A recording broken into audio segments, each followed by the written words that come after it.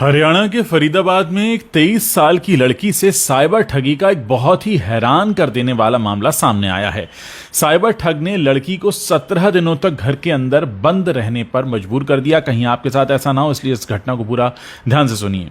इसे digital arrest का नाम भी दिया जा रहा है। इस दौरान ठगों ने लड़की से 2.5 लाख रुपए भी हड़प लिए। पीड़िता ने बताया कि घटना की शुरुआत 12 अक्टूबर को हुई, जब लखनऊ से उसके पास एक कॉल आया। इसके बाद वो ठगों के झांसे में ऐसा फंसी कि खुद के घर में ही कैद होकर रह गई।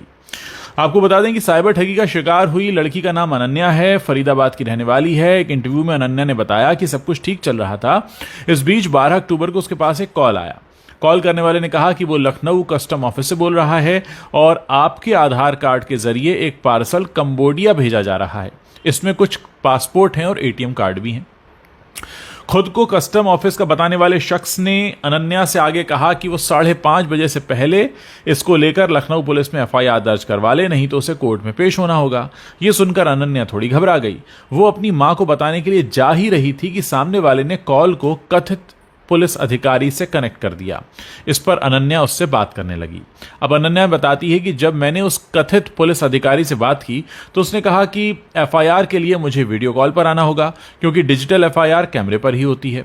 इस पर मैंने स्काइप ऐप ज्वाइन किया और कैमरे के सामने बैठ गई। सामने पुलिस की वर्दी पहने कुछ लोग खड़े थे और थाने जैसा ही बैकग्राउंड भी बना हुआ था। इसके बाद पुलिस अधिकारी ने आधार कार्ड और बैंक डिटेल्स वगैरह चेक करने की बात कही। फिर कुछ देर बाद उसने कहा कि आपके यानी अनन्या के खिलाफ तो पहले से ही एक एफआईआर दर्ज है और अरेस्ट वारंट भी जारी हो चुका है। उसने बैंक के अधिकारी का नाम लेते हुए कहा कि आप उससे एसोसिएटेड हैं और उसके खिलाफ ह्यूमन ट्रैफिकिंग जैसे गंभीर केस दर्ज हैं। हमारे पास सबूत हैं, गवाह हैं, दोनों मौजूद हैं। यह सब सुनकर अनन्या काफी घबरा गई। इसी बीच वीडियो कॉल पर बात कर रहे कथित पुलिस अधिकारी ने कहा कि अनन्या, आप 1 मिनट रुकिए, हम आपकी बात सीबीआई अधिकारी से कराते हैं। और कुछ देर बाद एक सो कॉल्ड कथित सीबीआई अधिकारी भी लाइन पर आ गया। उसने अनन्या से कहा कि जितनी कीमत का आपके खिलाफ चार्ज है, वो बताया गया था करीब 3 करोड़ 80 लाख का, तो उसका 5% यानी 15 लाख रुपया आपको अभी देना होगा, नहीं तो हमें आपको तुरंत गिरफ्तार करना होगा। जब अनन्या ने इतने पैसे देने में असमर्थता जताई तो उसने कहा कि अब हम आपको डिजिटल अरेस्ट कर रहे हैं। इस दौरान आप अपना स्काइप बंद नहीं करेंगी, 24 घंटे हमारी निगरानी में रहेंगी, कैमरा ऑफ कर सकती हैं, लेकिन हम आपकी आवाज सुनते रहेंगे। और इस तरह ये लड़की जो है ये अपने ही घर में कैद होकर रह गई। मतलब मामला यह था कि अनन्या ने जब अपने घर वालों को इस बारे में बताने के लिए कहा तो कॉल पर मौजूद जो शख्स था उसने सख्त लहजे में मना कर दिया। उसने कहा कि हम आपकी मदद कर रहे हैं, आपको इस बारे में किसी से बात करने की जरूरत नहीं है, यह बहुत गोपनीय मामला है। 3-4 दिन ये सब चलता रहा। फिर एक दिन कॉल करने वाले शख्स ने कहा कि अनन्या, आपका केस कोर्ट पहुंच गया है, जज से बात हुई, उन्होंने आपका केस प्राथमिकता पर रखा है, जमानत राशि के तौर पर आपको 15 लाख रुपए देने होंगे। जब अनन्या ने कहा कि मेरे पास इतने पैसे नहीं हैं तो उसने हिंट दिया कि आप अपनी पढ़ाई की फीस से पैसे दे सकती हैं, यानी उनको पता था कि इसके पास फीस के पैसे होंगे।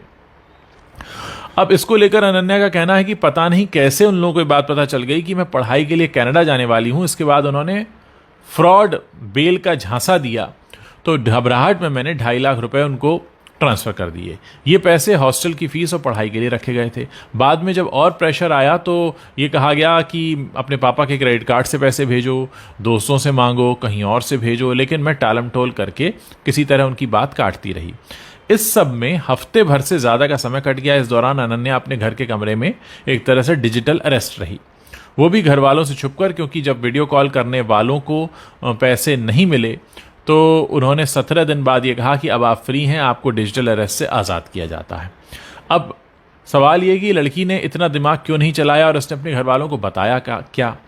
अनन्या की जो माँ है उसने ये कहा है कि पिछले कुछ दिनों से मेरी बेटी लैपटॉप 24 घंटे अपने साथ लेकर चलती थी, खाते पीते सोते जागते हर जगह वो ऑनलाइन रहती थी। हमें नहीं पता था कि उस पर निगरानी रखी जा रही है। डर के मारे वो ऐसा कर रही है, हमें बिल्कुल अंदाजा नहीं था। और पहले हमें लगा कि आईटी का बच्चा है, शायद काम कर रहा होगा, मगर हद से ज्यादा ऑनलाइन रहने और वो भी वीडियो पर ऑनलाइन रहने को लेकर हमें शक भी हुआ। फिर 17 दिन बाद मालूम हुआ कि अनन्या साइबर ठगी का शिकार हो गई है। अनन्या की मां कहती हैं कि दोषियों पर कड़ी कार्रवाई होनी चाहिए। जिस तरह मेरी बच्ची मेंटली टॉर्चर हुई है, किसी और का बच्चा ना हो। फिलहाल पुलिस ने केस दर्ज करके जांच शुरू कर दी है। दोस्तों, ये अपनी तरह का अनोखा मामला है जिसमें डिजिटल अरेस्ट किसी को किया गया। मैं चाहता हूं कि इस वीडियो को आप ज़्यादा से ज़्यादा लोगों के साथ शेयर करें ताकि ज़्यादा से ज़्यादा लोगों के पास ये सूचना पहुंचे और ये लोग जो इतने शातिर हैं किसी और के साथ इस खतरनाक काम को अंजाम ना दे पाएं। जितना ज़्यादा हो सकता है इस वीडियो को शेयर कीजिए। व्हाट्सएप पर शेयर कर सकते हैं, फेसबुक पर शेयर कर सकते हैं, टेलीग्राम पर शेयर कर सकते हैं, अपने दोस्तों के ग्रुप्स में भेज सकते हैं। लोगों को बताइए कि ये सब भी चल रहा है।